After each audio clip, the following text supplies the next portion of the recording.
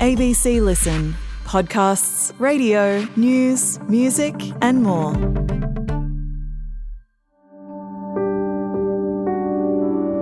An aged care worker He was competent in his job.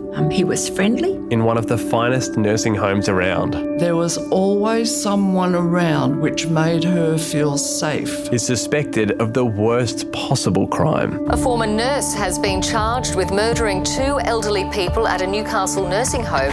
His arrest came as a shock. Gary Davis was left stunned and distressed. And 10 years on, he's speaking out from behind bars. My name's Gary Stephen Davis. I maintain my innocence. But is he lying? You've predicted the deaths of two of the people who were injected. So how do you explain that? Award-winning investigative reporter Anne Connolly is on the trail, unearthing fresh evidence. Is it possible that he had been doing it and hadn't been caught before? The Invisible Killer, a new series by Background Briefing. Hear it now on the ABC Listen app.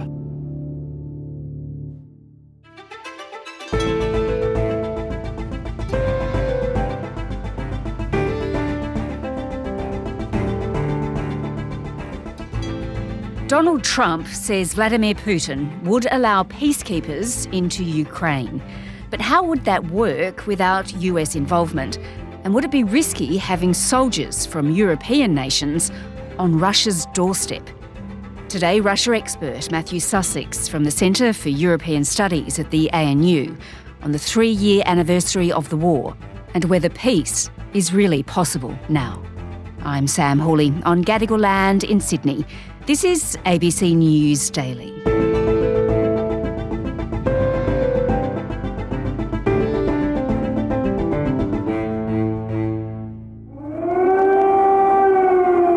Explosions rang out before dawn in the cities of Kyiv, Kharkiv and Odessa, followed by air sirens. Daylight is finally breaking over Maidan Square, and I think a lot of Ukrainians, if they weren't awake already, they are now, because we've heard more explosions just in the last few minutes.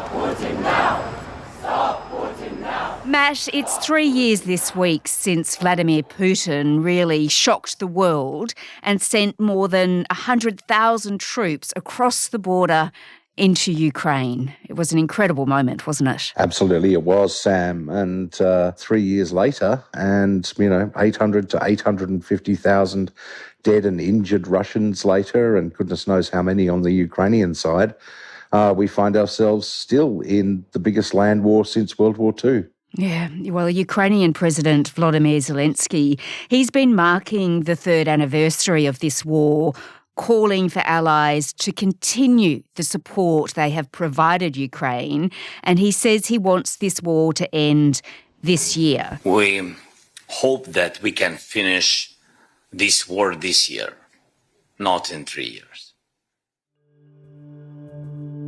So, Matt, if you believe what Donald Trump says, he's the man to negotiate an end to this war. On the day of the anniversary, he met the French president at the White House, Emmanuel Macron. There was a lot of long handshakes, that's for sure. Emmanuel, thank you very much. Great job, and it's been wonderful being with you. Say hello to your beautiful wife.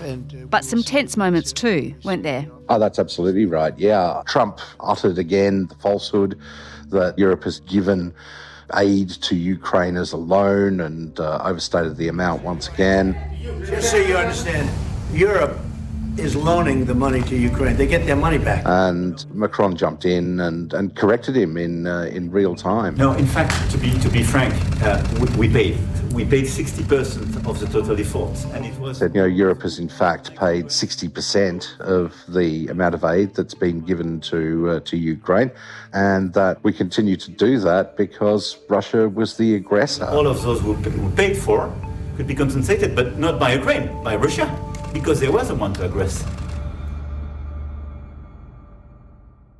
Well, during that meeting with President Trump, Emmanuel Macron emphasised the need for security guarantees for Kyiv in any peace deal, meaning it mustn't be Ukraine surrendering if a peace deal is done. Yeah, that's right. From the Ukrainian perspective, why would you stop fighting if you didn't have either the United States or, failing that, a bunch of very powerful countries saying that we will get involved if Ukraine is attacked again? Because that would just simply be a green light to Vladimir Putin to, go away for 2 years and rearm and then come back and try it again, basically with impunity. And it's not at all clear, is it, Matt, what Vladimir Putin would be willing to give up in some sort of peace deal, what he would give to the deal. Yeah, that's right. So far, with the Trump-led negotiations or the Trump team negotiations,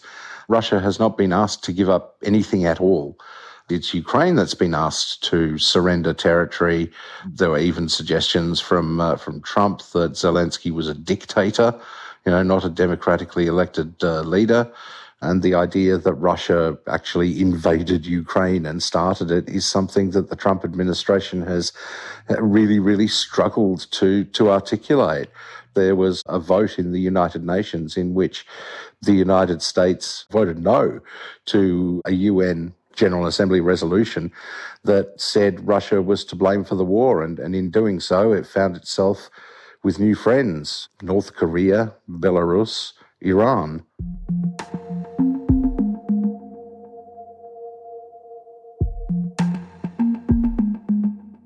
Well, in an interview released by the Kremlin, President Vladimir Putin, he didn't seem to be suggesting that a deal was as close as perhaps Donald Trump thinks it is. We certainly touched on issues related to the Ukrainian crisis.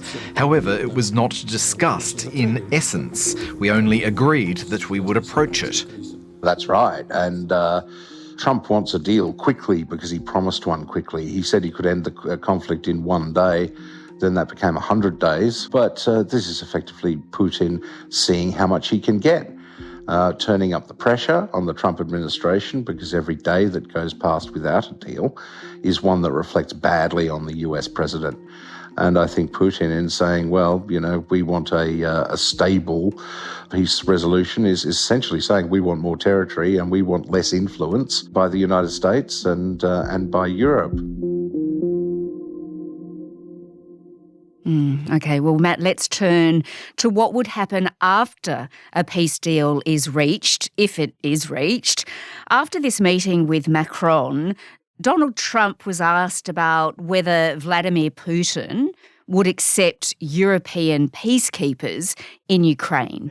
And he says he will. Vladimir Putin to accept the European troops as peacekeeper, would you think? Yeah, he will accept that. If we do this deal, he's not looking for more war. He doesn't mind. But I've specifically asked him that question. He has no problem with it. But do you think Putin would really be happy with that? Well, Putin might agree to it as basically a negotiating tactic, to say initially that, no, I won't go for that, and then ultimately say, yes, that's okay. Because peacekeepers come in a variety of different flavours, frankly. Sometimes we hear the term peacekeeping and we think, oh, yes, they're there to stop, physically stop combatants from fighting one another. But that's actually really rarely the case. Peacekeepers, sometimes have rules of engagement that are so tight that they're just monitors. They're off to the side. And, there are huge questions about what kind of international peacekeeping force there would be there. Would they be able to fight back if they were shot at? Would they be able to fight on the side of the Ukrainians if the Russians decided to have another go? And also, if they weren't big enough, if they weren't there in enough numbers, then they'd actually be a drag on the Ukrainians, because they would have to provide this peacekeeping force with security and protect it. Yeah, and where are they placed? Emmanuel Macron says, they wouldn't be sent any peacekeepers to the front line. Where do they go? Well, I mean, the suggestion has been for something called a reassurance force, which doesn't sound all that potent, actually. But, a force made up of various European nations, not including American troops, because Trump has said that there would be no US troops on the ground. And this makes, of course, the Europeans worried that, well, what happens if, those peacekeeping forces, even though they're, way back from the line of contact, if they're attacked, does that bring NATO into it? Because an attack against one is supposed to be an attack against all. And the Trump administration has suggested, no, that's not the case. which means that realistically European troops in Ukraine will have to kind of fend for themselves and rely on their own national governments when the EU itself doesn't actually have an army. Everything goes through NATO. Gosh, okay, very complicated. Matt, amidst all of this talk of a peace deal, of course, we need to touch on this rather intriguing discussion around minerals of all things. In the interview we mentioned earlier with Vladimir Putin, he said the US and Russia, they can work together to exploit Russia's mineral wealth. What on earth is he on about? Well, basically, Putin is proposing a new economic compact with the United States. You know, the Russians have a large amount of territory and they have access to critical minerals. And this is something that Trump wants very badly, whether he can get it from Ukraine or whether he can get it from Russia. And from Putin's perspective, he wants to do a deal because his economy is, frankly, on the verge of tanking by the end of this year. We talk here in Australia about interest rates being 4.1%. In Russia, they're 21%. Wow. You know, inflation is running at 10%. So that is something that would really be weighing on Putin's mind, and doing a big deal with the Americans would be a massive boost to the Russian economy. Yeah, and Trump, of course, as you mentioned, he also wants this deal with Ukraine. Well, that's all about money and repayment. Yes, Trump has plucked this $500 billion figure, seems to be from the air, as sort of reparations for the assistance that it's given Ukraine, which is around about $115, $120 billion. Now he wants this back in the form of Ukrainian mineral resources. And it's just basically, I guess, minerals extortion, that you give us half of your minerals and we don't give you anything in return.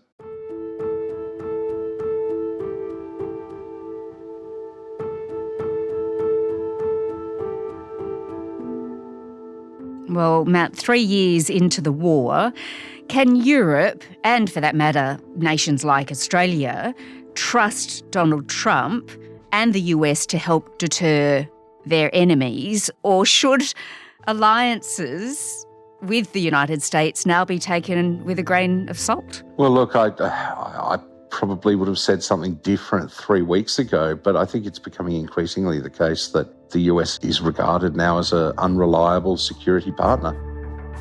The fact that you have both the incoming new German leader Merz, as well as Macron and other European leaders saying, well, we need to look to our own security and defence now, and basically look to self-help. So, yeah, there is, I think, a real tension that the United States is indifferent at the very best to security concerns in Europe, and hopefully not indifferent to security concerns in Asia either.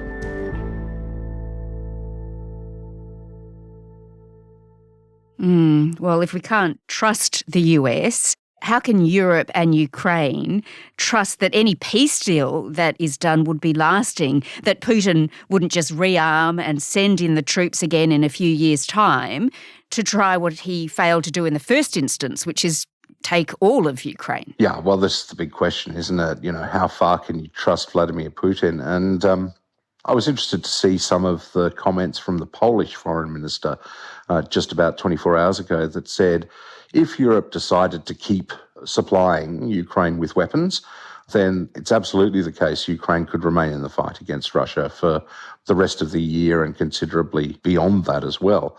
So there are options. I mean, it could be that Ukraine and Europe say, well, we don't want this dead cat deal that's been negotiated above our heads by Washington and Moscow, and we're not going to go for it, and Ukraine fights on.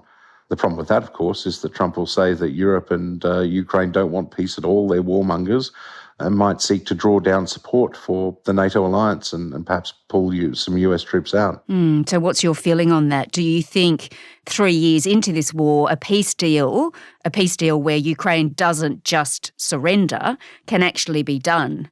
And can it be done soon? Look, it's possible we might get a ceasefire, but I don't think it'll hold. Absent really decent international guarantees for Ukrainian sovereignty, there's no way it can hold. And there'll be provocations on both sides, there'll be cyber attacks, there'll be what we call sub-threshold attacks, acts of sabotage, bombings and so forth. So it's really, really hard to see it lasting without, a really ironclad security guarantee for Kiev about where Russian-occupied territories start and stop and how much support there is for the Ukrainian government, because the Russians will also try and remove Zelensky and install someone who's sympathetic to Russia, thus achieving by politics what they couldn't achieve by force. Matthew Sussex is from the Centre for European Studies at the Australian National University. And just a heads up, next week we'll have something special for you, a 5-part series explaining how we're all held hostage by the cost and availability of housing. That starts on Monday the 3rd of March. This episode was produced by Sydney Peed and Cara Jensen-McKinnon. Audio production by Adair Shepherd. Our supervising producer is David Cody. I'm Sam Hawley. Thanks for listening.